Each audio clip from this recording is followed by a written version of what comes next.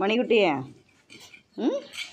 தோசை கறி போன தோசையை திங்கிறியா? உனக்கு பால், எனக்கு காஃபி.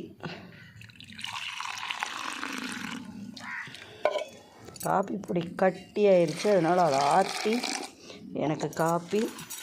மணிக்குட்டியும் நானும் இப்போ பஜ்ஜி சாப்பிட போகிறோம்.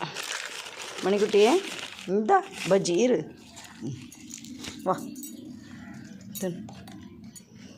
தட்டில் மரியாதையாக போடுவேன். இந்த தட்டில் சாப்பிடு, சாப்பிட்றா பஜ்ஜி சாப்பிட்லாம்.